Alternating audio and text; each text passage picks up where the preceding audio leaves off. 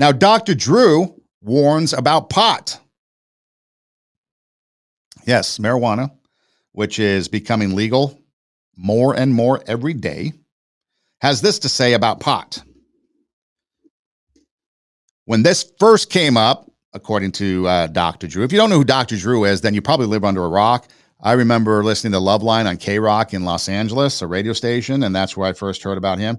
But he's an addiction specialist, a doctor. You've seen him all over the place. I think he even had or has his own TV show. But Dr. Drew Pinsky, he said on a podcast or something that we were always aware that cannabis was associated with psychotic episodes. When this first started to come up, I guess, in the medical world about psychosis and marijuana, they were skeptical, according to Dr. Drew. But they always knew it was kind of there, apparently. But the previous suspicion for the psychosis was that primarily people who were sort of heading that way already, like you already had mental health issues, you were already maybe schizophrenic or something like that, and then you would engage in smoking marijuana. The correlation was, okay, if you're smoking marijuana and you have some psychosis, some psychotic episodes, well, you were probably already going that way anyways, okay? So there's already a precondition existing before you were taking marijuana. But according to data from recent analyses and studies, people who have had at least one psychotic episode after using cannabis are almost 50% more likely to develop schizophrenia, bipolar disorder, and even run the risk of suicide. It's especially higher for teens and young adults. So he goes on, particularly in the states where it's legal for recreational use, the concentration of the cannabis is so spectacular, it's approaching 100%, that literally it's a different drug. It has a different effect on people. So as it's becoming more and more legalized, apparently the drug is changing, which then, of course, has a different effect on different people, obviously. And now, very commonly, he says, they're seeing hyperemesis, people that develop these vomiting episodes that are uncontrolled. It's very common from weed, he continued. And psychotic episodes have become increasingly common to the point that they're actually kind of characteristic features to the psychosis these kids are getting from the weed. Now, a lot of doctor talk, psychosis and hyperemesis and things that I can't even pronounce. But it comes down to this. What Dr. Drew, who is highly respected in the medical profession, what he's saying is that you're starting to see more and more mental health issues associated with cannabis and smoking weed.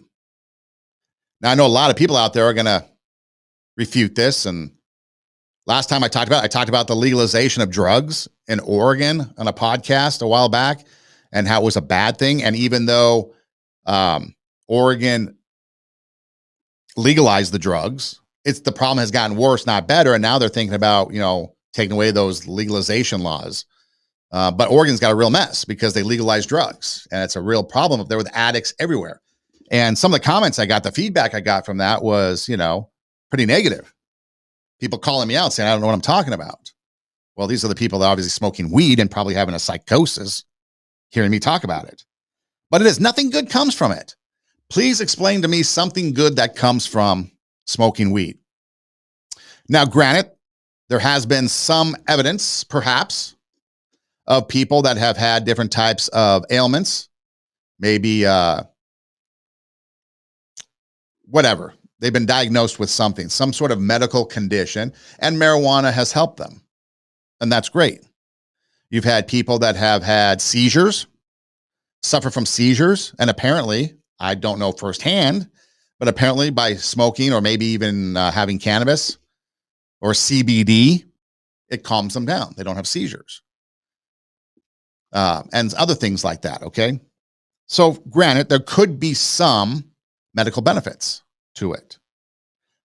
However, just like any other drug, for example, oxycodone, painkillers, right? I've got a surgery. I've got post-surgery pain. I want pain go away. I get prescribed a drug. Has a purpose. However, that a purpose becomes abusive or addictive, and we abuse it. And so now a lot of people are hooked on the narcotic that was prescribed to them. Now it's a bad thing. So the same argument can be made about CBD, cannabis, whatever. If you think it's a medical thing, and that might be one thing, but the same thing that is helping you can also harm you. So now Dr. Drew is demonstrating or showing that there is data coming out that psychosis, mental illness, and weed are becoming more and more intertwined.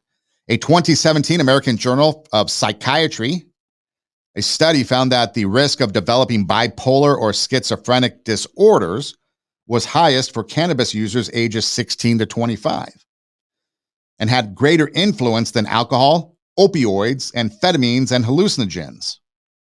That's 2017. That's not that long ago. When the article came out, which wasn't too long ago, probably from the time that I'm actually having this initial conversation with you, there was an analysis from Truveta that spotlighted the rates of cannabis use disorder diagnosis, that cannabis use disorder, that diagnosis was higher than 50% in November of 2023 than compared to the same time in 2019. There was also a nearly 50% increase in the number of cannabis-related emergency room visits. So just in a 4-year span.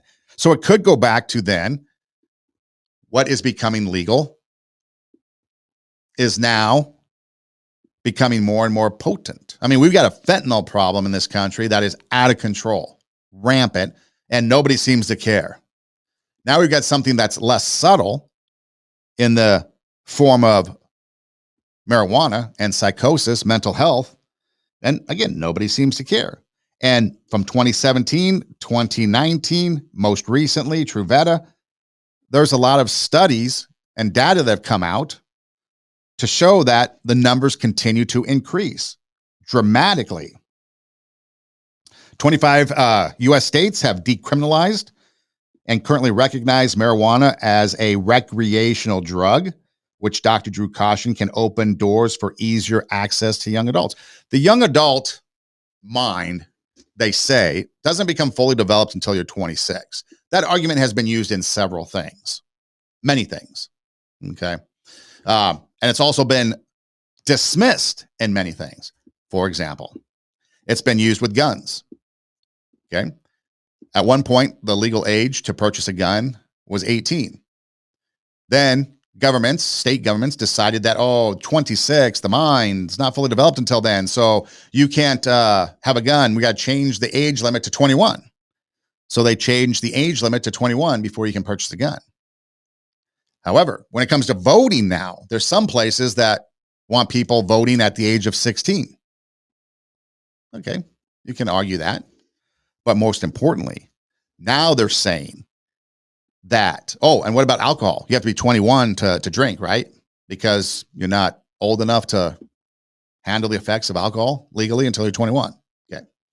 But now they're saying that it's okay for someone 12, 13, 11, 10 to transgender, to have body surgery, sex change operations, body mutilation surgery.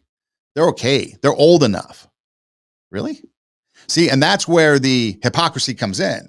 If someone is saying one thing for this category over here, you have to be 21 to get a gun because your brain isn't fully developed until you're 26. You can't handle the responsibilities of XYZ until you're this age. But then they turn around and they take something far more serious, something that can't be reversed, and they say, they're old enough to comprehend and understand this. The hypocrisy. And what we're seeing here in these results from these different surveys, tests from the American Journal of Psychiatry. I mean, that sounds like the Bible of psychiatry to me. That study found the risk of developing bipolar and schizophrenic disorders was highest for cannabis users ages 16 to 25 when the brain is developing. and had a greater influence than alcohol, opioids, amphetamines, and hallucinogens because it changes the way the brain is. Everyone was, kind of if you want to call them the vaccine paranoid with this mRNA and altering your DNA and stuff like that, you kind of dismiss that. Be like, oh, they're just vaccine people, crazy conspiracists, right? But here you got a study from the Bible of Psychiatry. And then another one talking about how disorder diagnoses are up more than 50% in the last couple of years. Emergency room visits up. And Dr. Drew cautioning, saying that it can open the doors for access to younger adults. Nothing good comes from it. I don't care what you say. You will never be able to convince me that something good comes from the use of cannabis. Again, there might be some medical applications, but taking too much aspirin or over-the-counter drugs can be bad too. So these people that sit there and get wasted. Now, I'm not a medical professional, but having worked in education, having taught classes on a college campus in Los Angeles for a number of years, I have witnessed time and time again, student upon student upon student that was on marijuana, using marijuana regularly. You can smell it when they come in. I would befriend them on social media and I'd see them partake on social media. For some reason, smoking a bong on social media was cool at one time. And they do it right before class. They do it right before they get in the car. They would do it on the ride home. I've witnessed it. I've seen it. Facts. And I've witnessed and I've seen their work diminish. I've had to tell several students, if you're going to smoke, smoke after class because it affects and impairs you.